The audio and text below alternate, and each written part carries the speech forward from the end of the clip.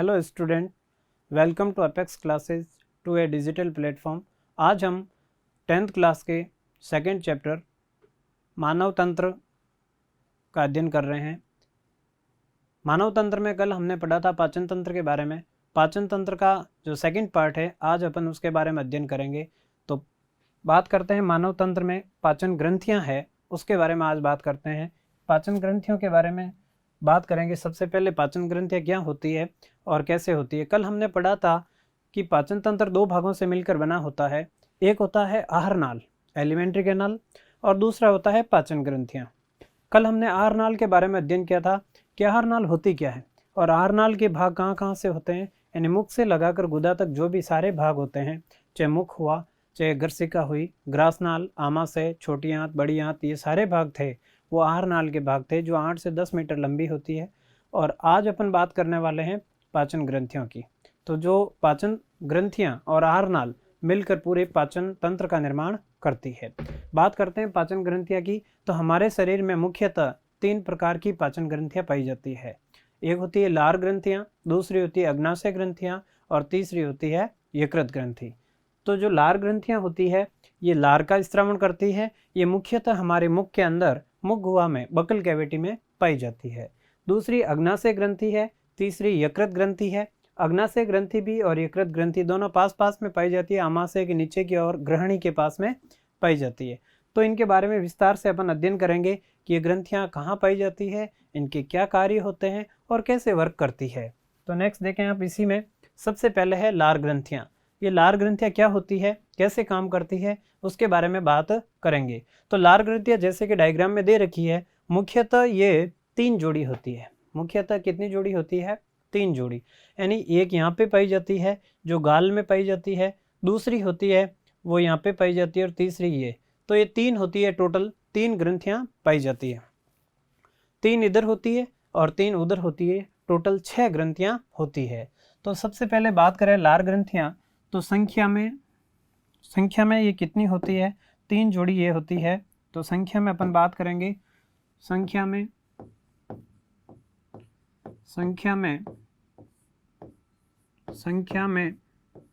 3 जोड़ी होती है। 3 जोड़ी का मतलब हुआ टोटल कितनी हुई? कुल 6। कुल कितनी हुई? कुल 6 होती है। तो कुल 6 होती है संख्या में, ये टोटल कितनी होती है? 6 होती है।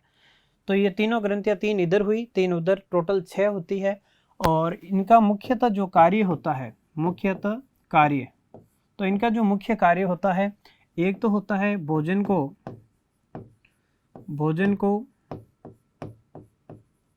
चिपचिपा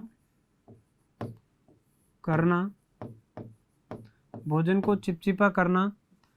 दूसरा इसका कार्य होता है, इनका जो लार ग्रंथियों का कार्य होता है वो होता है भोजन को चिपचिपा करना और भोजन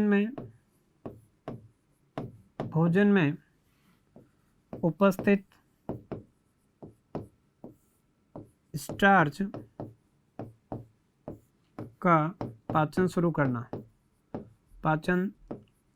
करना। ये स्टार्च का पाचन कैसे शुरू करती है? इन ग्रंथियों द्वारा या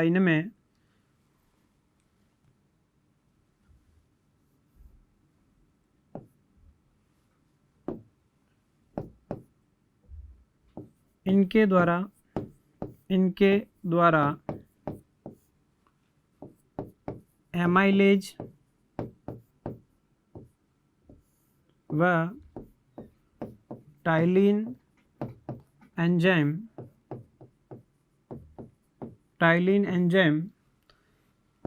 का स्त्रावण होता है जो भोजन में उपस्थित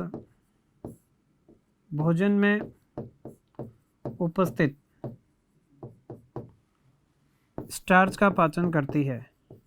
स्टार्च का पाचन करते हैं। तो ये भोजन में उपस्थित स्टार्च का पाचन करते हैं। संख्या में 3 जोड़ी होती है लार ग्रंथियां। ये भोजन को चिपचिपा प्रदान करते हैं। भोजन में उपस्थित जो स्टार्च होता है उसका पाचन यहाँ पे मुख से ही शुरू कर देते हैं और इनके द्वारा एमाइलेज और टाइलिन, ये सबसे इंपॉर्टेंट है, एमाइलेज और टाइलिन एंजाइम का स्त्रावण कौन करती है? लार ग्रंथियां करती है। क्वेश्चन पूछा जाता है लार ग्रंथियों से स्त्रावित होने वाले एंजाइम के नाम लिखिए, कौन से हैं? टाइलिन व एमाइलेज। टाइलिन व एमाइलेज का कार्य क्या होता है? ये स्टार्च का पाचन करते हैं। किसका पाचन करते हैं? स्टार्च का, इन कार्बोहाइड्रेट का ये क्या करते हैं? पाचन करते हैं। अब देखो ये भी 3 प्रकार की होती है, 3 जोड़ी ग्रंथियां होती है। इनके नाम कौन कौन से हैं इन ग्रंथियों के? तो यहाँ पे पाई जाती है पहली ग्रंथि जिनको पैराटॉइड ग्लैंड कहते हैं, और इस ग्रंथि को अपन यूँ कह सकते हैं कि ये जो ग्रंथि है, 3 ग्रंथियां होती हैं, इनमें जो ये पहली ग्रंथि है ये है कर्णपूर्व ग्रंथि, कर्णपूर्व लार ग्रंथि। जो दूसरी है यह है अधोजंब लार ग्रंथि, और जो तीसरी है ये वाली ग्रंथि अधोजीवा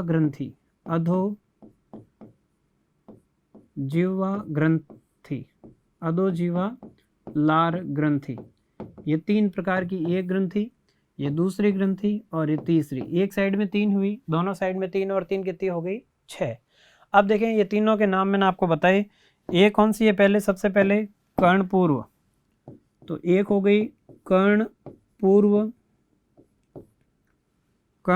ग्रंथि,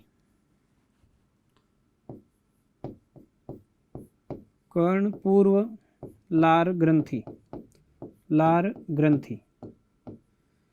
ये क्या करती है? इन तीनों में से सबसे बड़ी होती है ये, तो ये तीनों में से बड़ी होती है।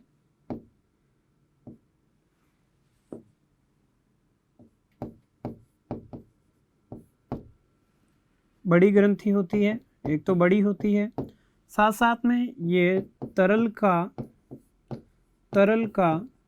स्त्रावण करती है। किसका स्त्रावण करती है? तरल का स्त्रावण करती है।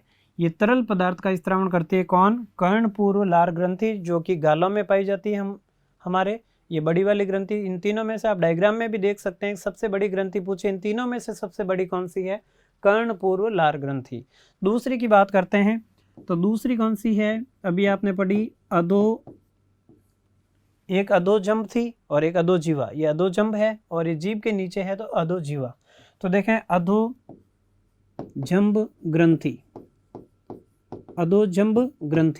जो अधोजंब ग्रंथि है इसको मिश्रित ग्रंथि भी कहते हैं, मिश्रित ग्रंथि। अब ये मिश्रित ग्रंथि क्यों है? क्योंकि ये तरल व श्लेष्मा दोनों का स्त्रावण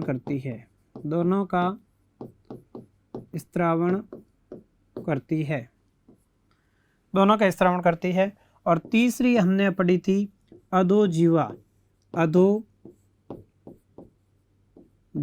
ग्रंथि। ये अधोजीवा ग्रंथि है और ये केवल और केवल श्लेष्मा का स्त्रावण करती है। देखो तीनों में डिफरेंट क्या रहा? का स्त्रावण करती है।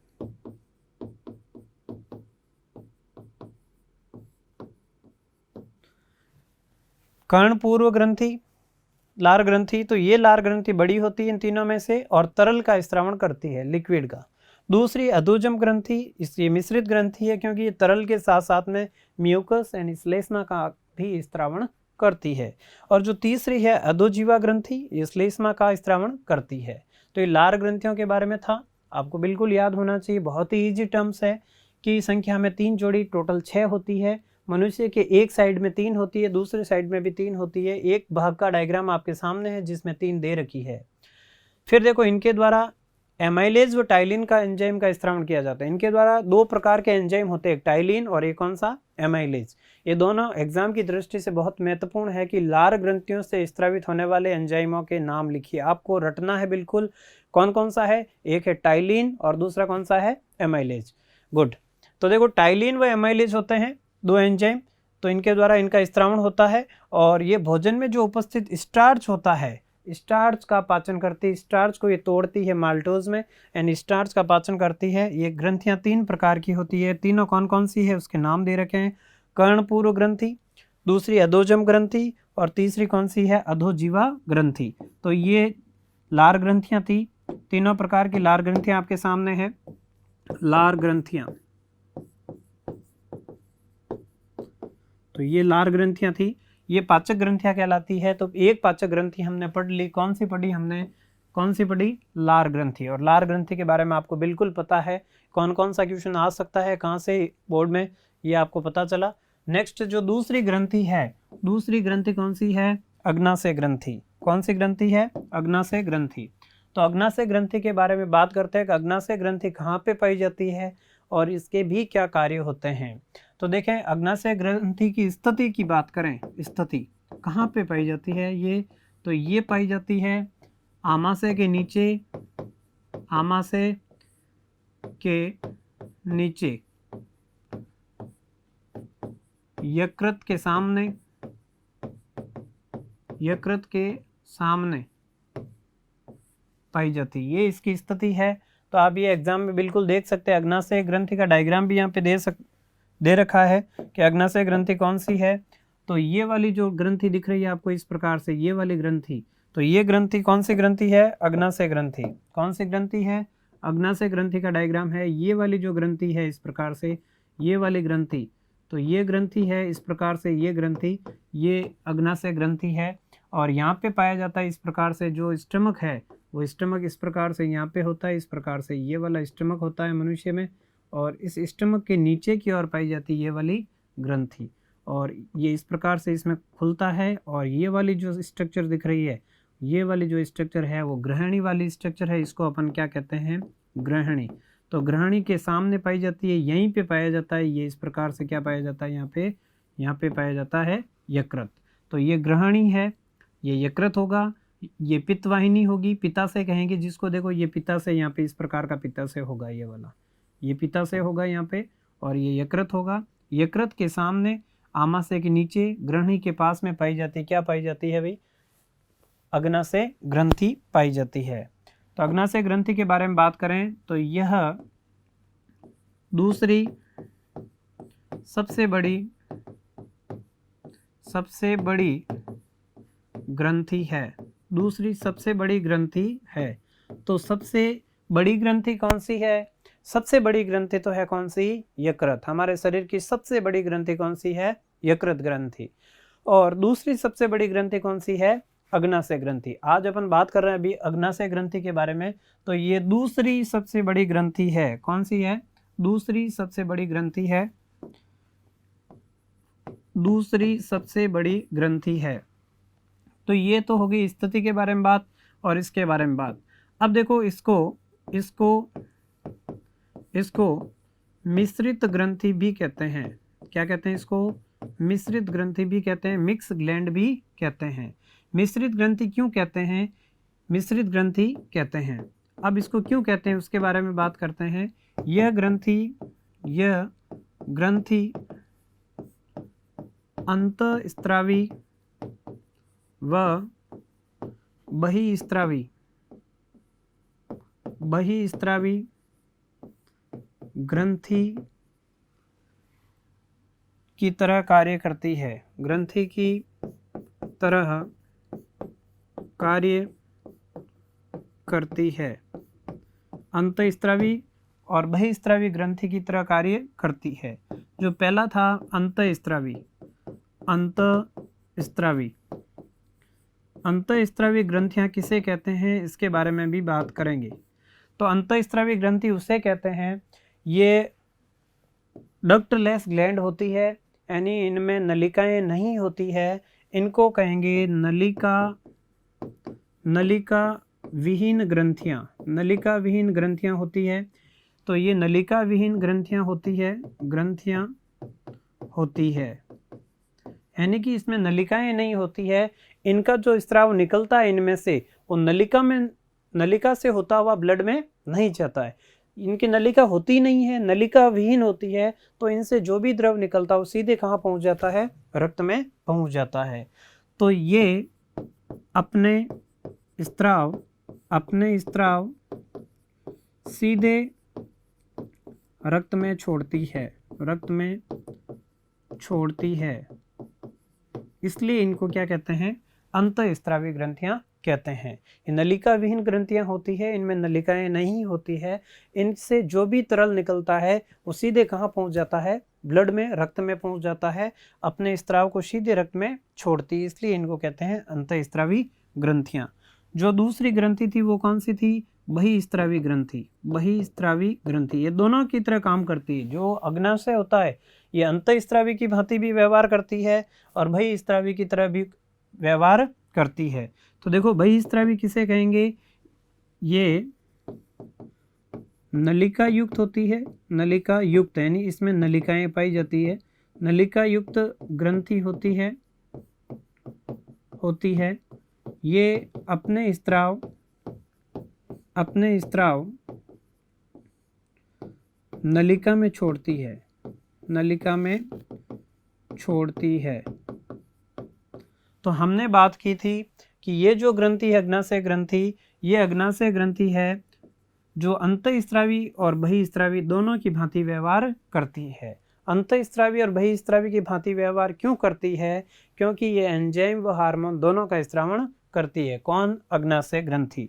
तो नेक्स्ट अपन इसके बारे में बात करेंगे। और तो देखें आप, पॉइंट 1 हो गया इसका, और इस प्रकार से अपन बात करेंगे कि ये ग्रंथि, कौन ग्रंथि, अग्नाशय ग्रंथि। तो ये जो ग्रंथि है वो एंजाइम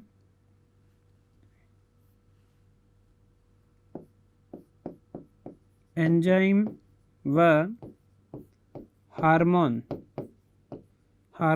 दोनों का स्त्रावण करती है, दोनों का स्त्रावण करती है, दोनों का स्त्रावण करती है, इसीलिए इसको क्या कहते हैं, मिश्रित ग्रंथि भी कहते हैं। ये ध्यान रखना, एंजाइम व हार्मोन दोनों का जो स्त्रावण ग्रंथि करती है उसको अपन क्या कहते हैं, मिश्रित ग्रंथि कहते हैं। तो ये अग्नाशय है जो एंजाइम का भी स्त्रावण करता है और हार्मोनों का भी स्त्रावण करता है। इस पार्ट में अपन बात करने वाले हैं हार्मोन की। कौन से हार्मोन इनसे निकलते हैं, तो इस ग्रंथि से इससे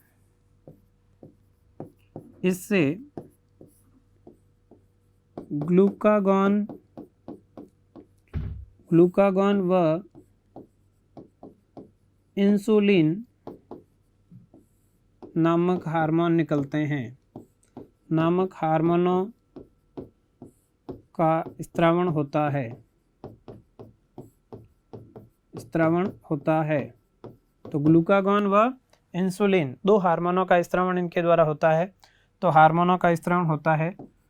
नेक्स्ट देखें, ये ग्लूकागॉन और इंसुलिन करते क्या हैं, ये हमारे शरीर के अंदर जो शर्करा होता है, यानी मीठा होता है शर्करा, उसका कंट्रोल करते हैं। रक्त में शर्करा पर नियंत्रण रखते हैं कौन, एक तो ग्लूकागॉन और एक कौन, इंसुलिन। तो ये ध्यान रखें, इनका कार्य लिखें, तो लिखेंगे ये हार्मोन रक्त में शर्करा का नियंत्रण करते हैं, शर्करा का नियंत्रण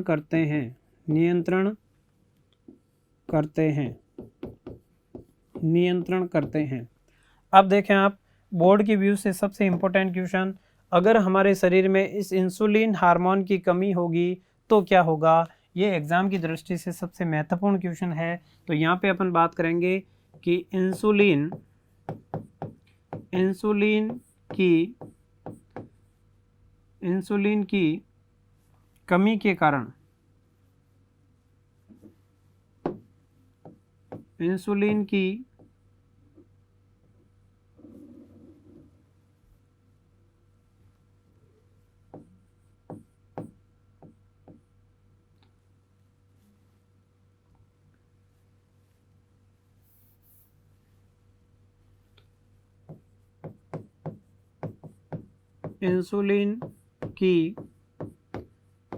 कमी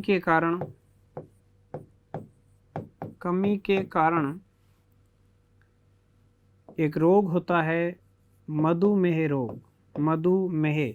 जिनको अपन बोलते हैं डायबिटीज।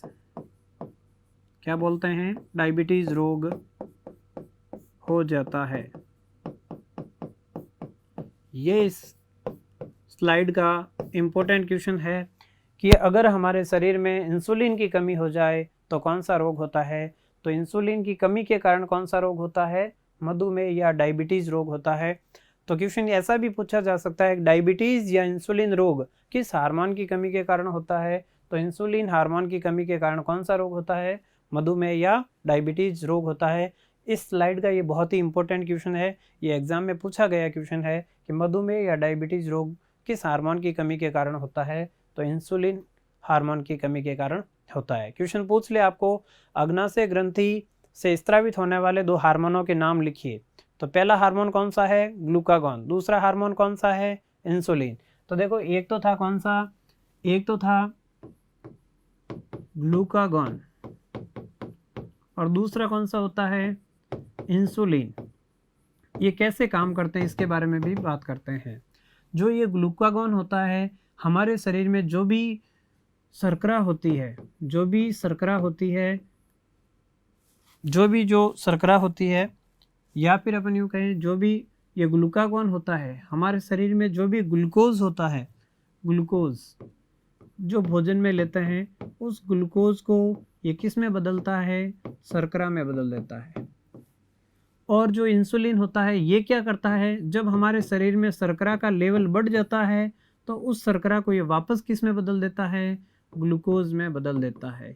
ये एक दूसरे के विपरीत काम करते हैं। जब अपन डाइट में ग्लूकोज ले रहे होते हैं तो ये ग्लूकागॉन उसको किस में कन्वर्ट करता है, शर्करा में परिवर्तित करता है। और जब शर्करा हमारे शरीर में होता है और उसका यूज होता रहता है किसी कारण से, माना कि ये इंसुलिन की हमारे शरीर में क्या हो गई, कमी हो गई, और इंसुलिन की कमी हो गई तो ग्लूकागॉन तो अपना काम कर रहा है, ग्लूकोज को शर्करा में बदल रहा है, लेकिन ये शर्करा ऐसे कैसे पड़ा है और ये इंसुलिन इस शर्करा को वापस ग्लूकोज में नहीं बदल रहा है, जिसके कारण हमारे शरीर में शर्करा का लेवल क्या हो जाएगा, बढ़ जाएगा। यानी शुगर की मात्रा हमारे शरीर में क्या हो जाएगी, ज़्यादा, जिसके कारण कौन सा रोग होता है, मधुमेह रोग या डायबिटीज़ रोग होता है। तो इंसुलिन की कमी हो जाएगी तो शर्करा का लेवल क्या हो जाएगा, बढ़ जाएगा। तो इंसुलिन की कमी के कारण कौन सा रोग होता है, मधुमेह रोग होता है, डायबिटीज़ रोग होता है। नेक्स्ट स्लाइड की बात करते हैं। तो नेक्स्ट देखें, तीसरी ग्रंथि है इंपोर्टेंट ग्रंथि, कौन सी, यकृत ग्रंथि। पहली ग्रंथि के बारे में हमने बात की थी, कौन सी ग्रंथि, लार ग्रंथि। लार ग्रंथि असंख्या में 3 जोड़ी होती है, उनके बारे में बात की। दूसरी कौन सी थी, अग्नाशय ग्रंथि। और तीसरी ग्रंथि कौन सी है, यकृत ग्रंथि। तो यकृत ग्रंथि के बारे में बात करें, यह हमारे शरीर की सबसे बड़ी ग्रंथि है, सबसे बड़ी ग्रंथि है।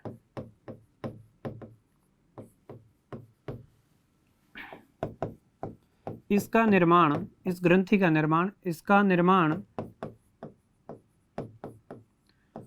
लगभग 1,00,000 षटकोणीय यकृत कोशिकाओं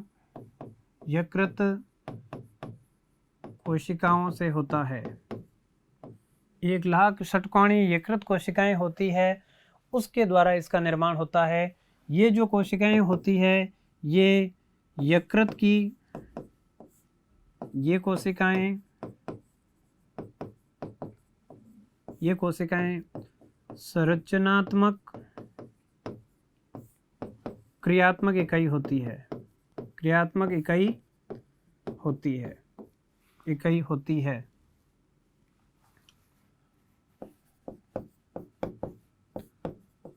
जो ये षटकोणीय कोशिकाएं होती है, ये यकृत की संरचनात्मक क्रियात्मक इकाई होती है। यकृत कहाँ पाया जाता है इसके बारे में भी बात करते हैं। तो ये देखो आपके सामने यहाँ आमाशय दिख रहा है, और इस आमाशय के पास में इसके सामने की ओर क्या दिख रहा है, यहाँ पे यकृत दिख रहा है। ये बाईं ओर होता है कौन, आमाशय, जबकि ये किधर होता है, दाईं ओर। तो ये हमारे शरीर में दाईं ओर पाया जाता है, क्या, लीवर, यकृत। और यकृत के नीचे हरे कलर का जो दिख रहा है वो होता है पित्ताशय, जो कहाँ से, देखो आप, यकृत में से कुछ नलिकाएं निकल रही है, यकृत वाहिनियाँ, और वो कहाँ जाती है, पित्त वाहिनियाँ व यकृत वाहिनियाँ निकलती है और वो पित्ताशय में जाती है। तो इसका काम देखेंगे अपन। ये जो स्ट्रक्चर आपके सामने दिखी है उस स्ट्रक्चर के बारे में बात करते हैं। तो देखें आप, इस स्ट्रक्चर के बारे में बात करें, जो ये स्ट्रक्चर है, ये इस प्रकार की जो स्ट्रक्चर दिख रही है, ये है यकृत, लीवर, और ये हमारे इस आमाशय के सामने बाईं ओर आमाशय होता है और दाईं ओर क्या पाया जाता है, ये यकृत पाया जाता है।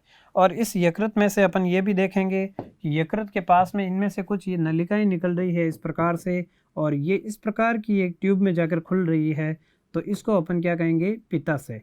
और ये पित्ताशय वापस कहाँ खुल रहा है, ग्रहणी वाले भाग में खुल रहा है, तो ये ग्रहणी में जाकर खुलेगा, इसके बारे में भी बात करेंगे। तो सबसे पहले बात करते हैं यकृत के बारे में। ये हमारे शरीर की सबसे बड़ी ग्रंथि होती है। इसका निर्माण लगभग 1 लाख षटकोणीय यकृत कोशिकाओं से होता है। ये यकृत कोशिकाएं यकृत की संरचनात्मक क्रियात्मक इकाई होती है। नेक्स्ट देखें, जो यकृत होता है, यकृत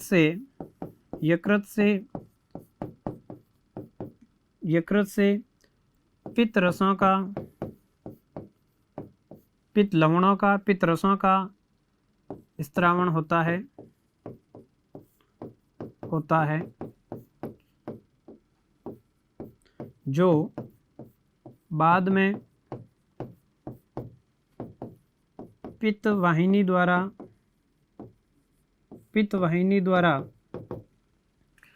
पित्ताशय में जमा हो जाते हैं। जो यकृत में पित्त लवण बनते हैं या पित्त रस बनते हैं, वो पित्त वाहिनी द्वारा पित्ताशय में आकर क्या हो जाते हैं, जमा हो जाते हैं। जब भोजन का पाचन होना शुरू होता है तो उस दौरान ये पित्ताशय से पित्त रस होते हैं जो ग्रहणी में जाते हैं, और ग्रहणी में भोजन का सर्वाधिक पाचन भी होता। हमने पाठ पढ़ा था कि छोटी आंत का जो भाग होता है वो ग्रहणी होता है, अग्र शुद्रांत्र और शुद्रांत्र। तो यहाँ से ये पित्ताशय से पित्त रस जाते हैं, अग्नाशय से अग्नाशय रस जाते हैं, और भोजन का क्या करते हैं, पाचन शुरू करते हैं। तो ये यकृत के बारे में था कि यकृत हमारे शरीर की सबसे बड़ी ग्रंथि है। 1 लाख षटकोणीय कोशिकाएं होती है, संरचनात्मक क्रियात्मक इकाइयां होती है, और यकृत में पित्त रसों का स्त्रावण होता है। और ये कहाँ पाया जाता है, ये आमाशय के सामने बाईं ओर आमाशय होता है, और दाईं ओर क्या पाया जाता है, यकृत पाया जाता है। तो अगर अपन इसकी स्थिति की बात करें, स्थिति तो ये डायफ्राम के नीचे होता है, डायफ्राम के नीचे, यानी तनुपट कहते हैं उसको डायफ्राम को। तो डायफ्राम के नीचे तथा आमाशय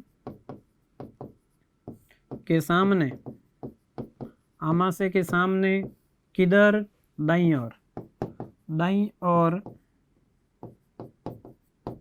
होती है। तो ये इसकी स्ट्रक्चर की बात की हमने, और इसके बारे में और अपन देख लेते हैं कि ये क्या क्या होता है। तो ये देखें, यहाँ पे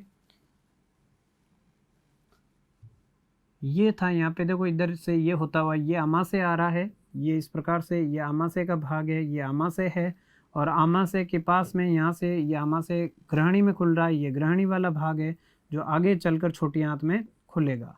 तो ये तो था इसके बारे में। और हमने पढ़ा था कि ये जो था, ये वाला जो भाग है, ये वाला जो भाग है इसको अपन क्या कहेंगे, यकृत कहेंगे। ये वाला भाग यकृत है, लीवर कहलाता है, लीवर, यकृत, ये यकृत कहलाता है।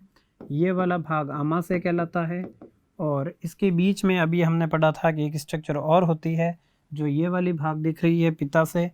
तो उस पित्ताशय के बारे में बात करते थे। ये जो भाग दिख रही है यहाँ पे इस प्रकार से, तो ये होती है पित्ताशय, जिसमें पित्त रस जमा होता है, जो बाद में कहाँ खुलता है, ग्रहणी वाले भाग में खुलता है। ये यकृत के बारे में था। तो हमने आज पाचक ग्रंथियों के बारे में अध्ययन किया। पहली ग्रंथि पढ़ी लार ग्रंथियाँ, दूसरी ग्रंथि कौन सी पढ़ी, अग्नाशय ग्रंथि, और तीसरी कौन सी पढ़ी, यकृत ग्रंथि। लार ग्रंथि संख्या में कितनी, 3 जोड़ी 6 होती है। वो 3 प्रकार की होती है। पहली कौन सी, कर्ण पूर्व, दूसरी अधोजंब और अधोजिह्वा। उनके काम पढ़े हमने कि वो क्या करती है, उनमें एमाइलेज और टाइलिन का स्त्रावण होता है, जो स्टार्च को किसमें बदल देती है, माल्टोज में। दूसरी ग्रंथि हमने कौन सी पढ़ी, दूसरी ग्रंथि पढ़ी अग्नाशय। अग्नाशय से 2 हार्मोन स्रावित होते हैं, कौन कौन से, ग्लूकागॉन, दूसरा कौन सा, इंसुलिन।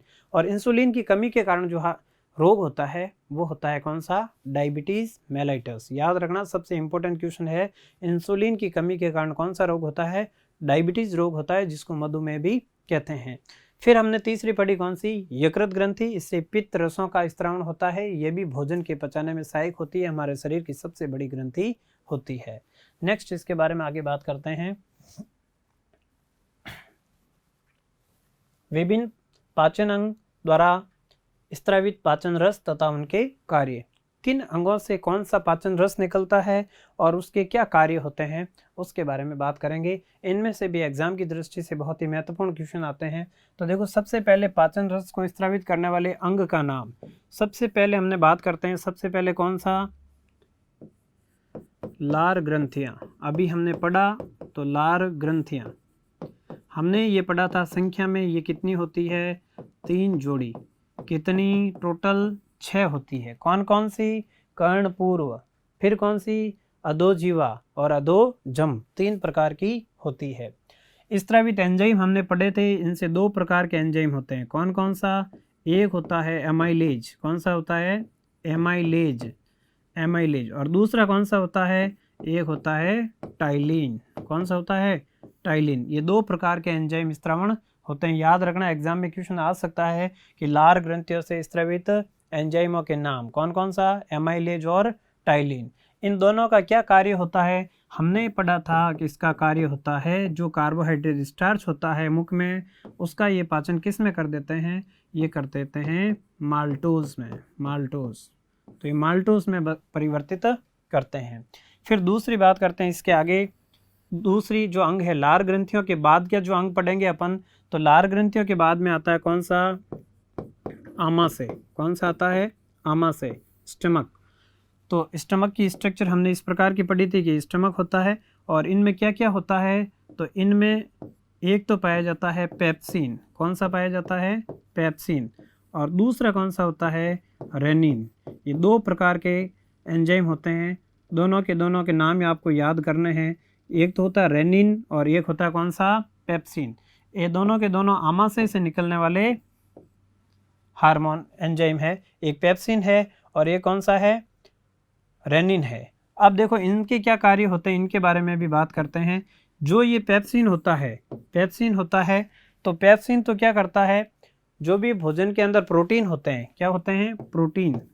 उस प्रोटीन को ये पेप्टाइड में बदलता है, पेप्टाइड में बदलता है।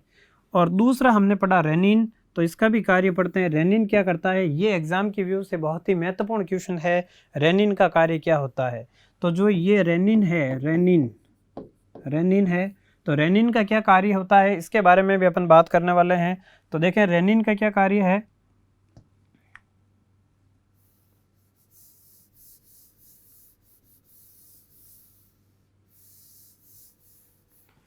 ये तो हो गया पेप्सिन का काम, और अब रेनिन का काम पढ़ेंगे। तो पेप्सिन और रेनिन। रेनिन का कार्य होता है, जो नवजात शिशु होते हैं उनमें एक प्रोटीन पाई जाती है, कौन सी? कैसीन। कौन सी प्रोटीन? कैसीन। उसको पैराकैसीन में, पैराकैसीन में बदलता है, पैराकैसीन में परिवर्तित करता है।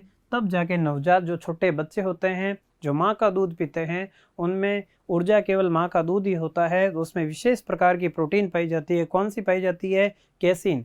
उसको हमारे उन बच्चों के पेट में पेप्सिन के साथ में क्या पाया जाता है? रेनिन पाया जाता है। ये रेनिन इन कैसीन को किस में बदल देते हैं? पैराकैसीन में तोड़ देते हैं और ऊर्जा का निर्माण होता है।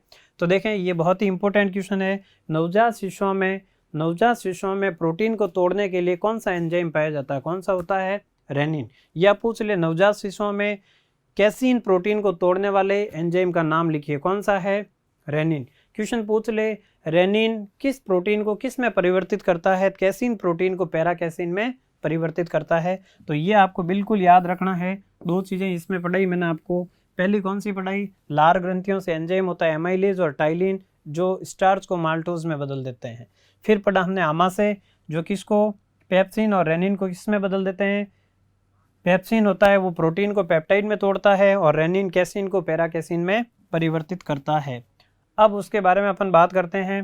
तो नेक्स्ट देखें,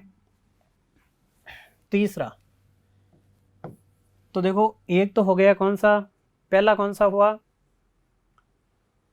लार ग्रंथिया, दूसरा कौन सा हुआ, आमाशय, और आमाशय के बाद में भोजन कहाँ पहुंच जाता है, छोटी आंत में। तो छोटी आंत के बारे में बात करते हैं, छोटी आंत में कौन कौन से एंजाइम पाए जाते हैं और उनके क्या कार्य होते हैं। उससे पहले ग्रहणी आती है, वहाँ पे ग्रहण छोटी आंत के वाले भाग में, तो वहाँ पे एक ग्रंथि और है, वो कौन सी है, तीसरी, जिसके बारे में अपन पढ़ेंगे, अग्नाशय ग्रंथि। कौन सी है, अग्नाशय, जो आपने पढ़ चुके हैं अग्नाशय के बारे में। तो अग्नाशय ग्रंथि ये भी भोजन के पाचन में क्या होती है, सहायक होती है। तो अग्नाशय ग्रंथि, अग्नाशय ग्रंथि, अग्नाशय ग्रंथि से कौन कौन से एंजाइम निकलते हैं। हार्मोन के बारे में हमने पढ़ लिया, दो हार्मोन निकलते हैं, एक तो ग्लूकागॉन और एक कौन सा, इंसुलिन। और इंसुलिन की कमी के कारण कौन सा रोग, डायबिटीज मेलाइटस रोग या डायबिटीज रोग, जिसको अपन कहेंगे मधुमेह। तो देखो स्रावित हार्मोन के बारे में हमने बात कर ली। अब अपन बात करने वाले एंजाइम के बारे में। अग्नाशय से कौन कौन से एंजाइम निकलते हैं। तो एक निकलता है ट्रिप्सिन। कौन सा निकलता है, ट्रिप्सिन। ट्रिप्सिन एंजाइम निकलता है इसी में से। और उसके अलावा भी एंजाइम निकलते हैं, तो वो कौन कौन से होते हैं, देखो आप, ट्रिप्सिन के अलावा इसमें से निकलता है एमाइलेज। कौन सा निकलता है, एमाइलेज। एक और एंजाइम निकलता है जिसको बोलते हैं काइमोट्रिप्सिन, काइमोट्रिप्सिन। एक निकलता है कार्बोक्सी पेप्टिडेज, कार्बोक्सी पेप्टिडेज। कौन सा निकलता है, कार्बोक्सी पेप्टिडेज। एक निकलता है न्यूक्लिएजेज, न्यूक्लिएजेज एंजाइम निकलते हैं। ये सारे एंजाइम कहाँ से निकलते हैं, अग्नाशय ग्रंथि से निकलते हैं। तो ये एग्जाम की व्यू से ये भी बहुत महत्वपूर्ण है, क्वेश्चन 1 नंबर का या 2 नंबर का पूछा जा सकता है। अग्नाशय ग्रंथि द्वारा स्रावित 2 हार्मोनों के नाम। तो हार्मोन तो कौन कौन से, ग्लूकागॉन व इंसुलिन। अगर आपसे पूछ ले अग्नाशय ग्रंथि द्वारा स्रावित एंजाइमों के नाम, तो कौन कौन से, ट्रिप्सिन, एमाइलेज, काइमोट्रिप्सिन, कार्बोक्सीपेप्टिडेज और न्यूक्लिएजेज। अब इनके कार्य पढ़ते हैं। तो देखो ट्रिप्सिन का कार्य तो सीधा सीधा हमने पढ़ा था कि ये प्रोटीन होता है। प्रोटीन को किस में तोड़ते हैं, पेप्टाइड में। किस में तोड़ते हैं, पेप्टाइड में। दूसरा है एमाइलेज। एमाइलेज के बारे में हमने लार ग्रंथियों में पढ़ा था कि जो ये स्टार्च होता है, उस स्टार्च को ये किस में तोड़ता है, माल्टोज में।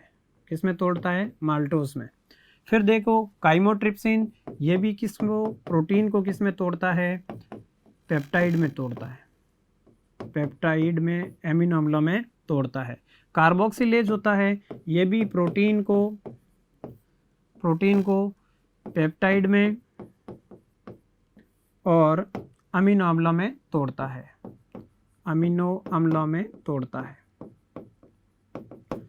अब देखो लास्ट आया न्यूक्लिएजेज। तो ये न्यूक्लिएजेज क्या करता है, जो हमारे शरीर में डीएनए व आरएनए होते हैं, डी राइबो न्यूक्लिक एसिड और राइबो न्यूक्लिक एसिड, इनको ये न्यूक्लियोटाइड में तोड़ता है। किस में तोड़ता है, न्यूक्लियोटाइड में तोड़ता है। ये आपको बहुत ही याद रखना है कि अग्नाशय ग्रंथि द्वारा ट्रिप्सिन, एमाइलेज, काइमोट्रिप्सिन, कार्बोक्सीपेप्टिडेज और न्यूक्लिएजेज एंजाइम स्रावित होते हैं। इनके कार्य मैंने आपके सामने लिखे। ट्रिप्सिन प्रोटीन को पेप्टाइड में तोड़ता है, एमाइलेज स्टार्च को माल्टोज में तोड़ता है, और काइमोट्रिप्सिन है प्रोटीन को पेप्टाइड में तोड़ता है, कार्बोक्सिलेज प्रोटीन को पेप्टाइड अमीनो अम्लों में, न्यूक्लिएजेज डीएनए आरएनए को न्यूक्लियोटाइड में तोड़ता है। तो इसके बारे में हमने बात की। अब देखें और इसके बारे में बात करते हैं कि ऐसे कैसे एंजाइम पाए जाते हैं छोटी आंत में भी। छोटी आंत, जब इतना भोजन पच जाता है, प्रोटीन टूट जाता है, स्टार्च टूट जाता है, ये सब हो जाता है, तो छोटी आंत में भी कुछ एंजाइम पाए जाते हैं। जैसे पाए जाते हैं माल्टेज। ऐसे कैसे पाए जाते हैं, सुक्रेज। कौन से पाए जाते हैं, sucrase, maltase, sucrase, lactase, lactase. तो ये क्या करता है, माल्टेज होते हैं जो माल्टोज बना, उस माल्टोज को ये क्या करता है, ये ग्लूकोज में तोड़ देता है, और ये ग्लूकोज आंतों द्वारा अवशोषित कर लिया जाता है, और उस ग्लूकोज से क्या मिलती है, अपन को ऊर्जा मिलती है कोशिकाओं को। फिर सुक्रेज एंजाइम है, ये सुक्रेज एंजाइम है जो सुक्रोज को ग्लूकोज में तोड़ता है, ग्लूकोज में तोड़ता है। फिर लैक्टेज है, ये लैक्टोज को किस में तोड़ता है? ग्लूकोज में तोड़ता है। ऐसे कैसे न्यूक्लियेजेज एंजाइम होते हैं, इनमें न्यूक्लियेजेज भी पाए जाते हैं। न्यूक्लियेजेज,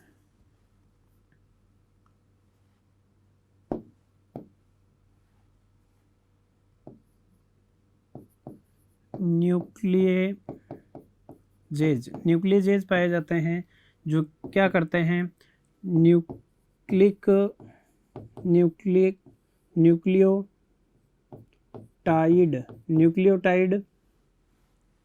न्यूक्लियोटाइड होते हैं।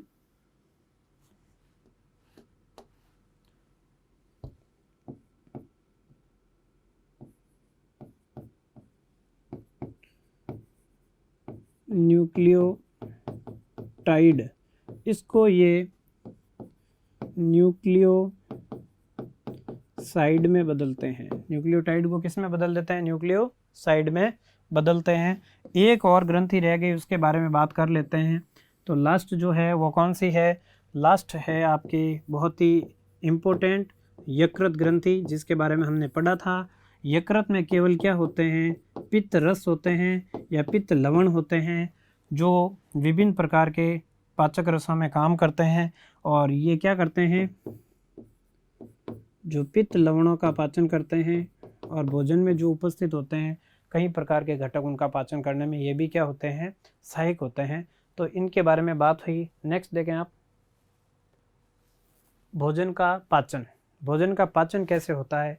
ये भी बहुत ही महत्वपूर्ण स्लाइड होती है, इसको समझें आप। तो देखें, भोजन का जो पाचन होता है, सबसे पहले भोजन होता है वो भोजन मुंह में लिया जाता है और मुंह में क्या होता है? दांतों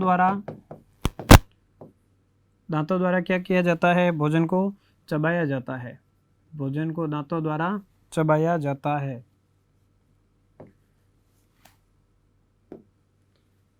दांतों द्वारा चबाया जाता है। और यहाँ पे फिर क्या होता है? भोजन में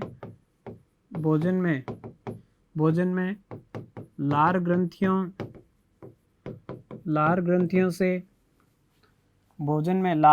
से लार का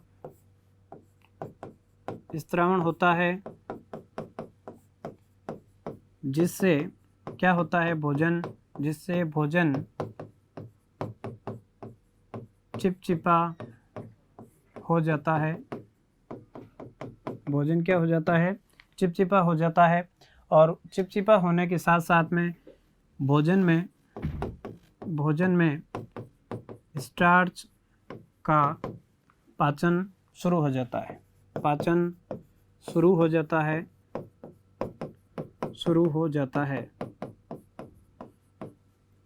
इस प्रकार का भोजन होता है। इस प्रकार के भोजन को बोलस कहते हैं। क्या कहते हैं? बोलस कहते हैं। ये भी एग्जाम में पूछा जाता है, एग्जाम की व्यू से बहुत ही महत्वपूर्ण है। बोलस किसे कहते हैं? जब भोजन है मुंह में जाता है, दांतों द्वारा चबाया जाता है, भोजन चिपचिपा लसलसा हो जाता है, क्योंकि भोजन में क्या आ जाती है? लार आ जाती है। भोजन में जो भी कार्बोहाइड्रेट यानी स्टार्च है वो माल्टोज में बदलने लगता है। ऐसे भोजन को क्या कहते हैं? बोलस। बोलस अब आगे कहाँ पहुँचता है? बोलस आमाशय में पहुँचता है। कहाँ पहुँचता है? आमाशय में। और आमाशय में पहुँचने के बाद आमाशय में भोजन HCl के कारण, किसके कारण? HCl के कारण ये कैसा हो जाता है? भोजन अम्लीय भोजन हो जाता है। और ये अम्लीय भोजन हो जाता है। और ऐसे भोजन को अवरोधनिया 3 से 4 घंटे तक, कितने घंटे तक? 3 से 4 घंटे तक आमाशय में रोकती है। आमाशय में भोजन को रोक देती है।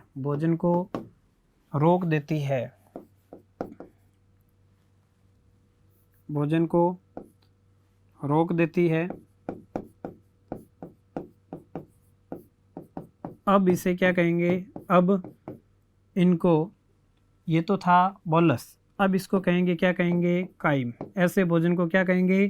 काइम कहते हैं। तो ये भी ध्यान रखना, काइम कहते हैं। काइम है तो काइम कहते हैं इसको, तो ये ध्यान रखना। ऐसे भोजन को क्या कहते हैं? काइम कहते हैं। ये भी ध्यान रखना। बोलस किसे कहते हैं और कायम किसे कहते हैं, दोनों क्वेश्चन आ सकता है। जब भोजन मुख में होता है, मुख गुहा में चिपचिपा लसलसा, तो उसको बोलस कहते हैं। जब भोजन आमाशय में आ जाता है, ऐसे को भोजन को क्या कहते हैं, कायम कहते हैं। फिर देखें, कायम है, कायम ग्रहणी में जाता है, ग्रहणी में पहुंचता है, वहाँ एक तो होता है अग्नाशय रस, अग्नाशय रस, विभिन्न प्रकार के अग्नाशय रस हमने पढ़े थे, ट्रिप्सिन, काइमोट्रिप्सिन, कार्बोक्सीपेप्टिडेज, ये सभी वहाँ पे भोजन में मिल जाते हैं। और साथ साथ में पित्त लवण, जिनको अपन कहते हैं पित्त रस, जो पित्ताशय में जमा होता है, वो भी भोजन के साथ मिल जाते हैं दोनों। वहाँ अग्नाशय रस और पित्त रस भोजन में मिल जाते हैं, भोजन में मिल जाते हैं। और भोजन का क्या हो जाता है, भोजन का पाचन शुरू हो जाता है। भोजन का सर्वाधिक पाचन व अवशोषण छोटी आंत में ही होता है, छोटी आंत्र में होता है। तो सर्वाधिक पाचन अवशोषण भी यहीं पे होता है भोजन का, कहाँ पे, छोटी आंत में। सर्वाधिक पाचन व अवशोषण कहाँ पे होता है, छोटी आंत में होता है। और ये ग्रहणी भी किसका भाग है, छोटी आंत का ही भाग है। फिर देखें, सर्वाधिक पाचन हो गया, सर्वाधिक अवशोषण हो गया। फिर भोजन क्या करता है, ऐसा जो पचित भोजन है, अब शेष भोजन बड़ी आंत में जाता है, बड़ी आंत्र में पहुंचता है, जहां जल व खनिज लवणों का जो खनिज होते हैं और लवण होते हैं का अवशोषण हो जाता है।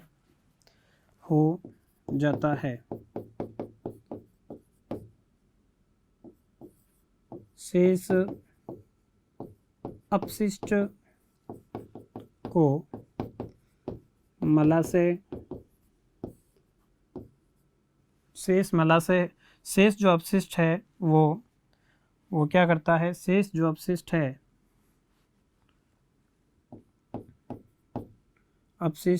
शेष अपशिष्ट मलाशय में जमा हो जाता है। तो ये इतना सा बस 4 लाइनें याद रखनी है। भोजन का पाचन कैसे होता है, भोजन सबसे पहले मुंह में लिया जाता है, दांतों द्वारा चबाया जाता है, लार ग्रंथियों द्वारा, लार ग्रंथियों में से लार का स्त्रावन होता है, भोजन चिपचिपा लसलसा हो जाता है, जिसके कारण ऐसे भोजन को अपन क्या कहते हैं, बोलस। और ये बोलस फिर कहाँ पहुँच जाता है, आगे से पहुँचता हुआ आगे कहाँ पहुँचता है, आमाशय। आमाशय में ट्रिप्सिन, काइमोट्रिप्सिन होते हैं, जो उस भोजन में से प्रोटीन का पाचन करने लग जाते हैं। और फिर क्या करते हैं, वहाँ से पेप्सिन और रेनिन, जो भी प्रोटीन होता है, उसका पाचन शुरू कर देते हैं। और फिर भोजन को 3 से 4 घंटे तक अवरोधन या रोक के रखती है आमाशय में। आमाशय में हाइड्रोक्लोरिक अम्ल HCl पाया जाता है, जो भोजन को अम्लीयता प्रदान करता है। भोजन के साथ में जो भी जीवाणु आते हैं उनको भी क्या कर देते हैं, HCl मार देता है, जिससे भोजन साफ हो जाता है। और उसके बाद भोजन का वहाँ पे किण्वन शुरू होता है, और ऐसे भोजन को अपन कायम कहते हैं। फिर भोजन कायम ग्रहणी में पहुंचता है, छोटी आंत में, और छोटी आंत की पहला भाग होता है ग्रहणी, अग्रशुद्रांत्र और शुद्रांत्र। तो ग्रहणी के पास में दोनों साइड में, एक साइड में क्या होता है, अग्नाशय, दूसरी साइड में क्या होता है, यकृत। दोनों से अग्नाशय रस और पित्त रस उसमें मिल जाते हैं भोजन में। भोजन अम्लीयता से वापस कैसा हो जाता है, क्षारीय हो जाता है। क्षारीय पदार्थों का स्त्रावन होता है इनके द्वारा, अग्नाशय द्वारा और यकृत द्वारा।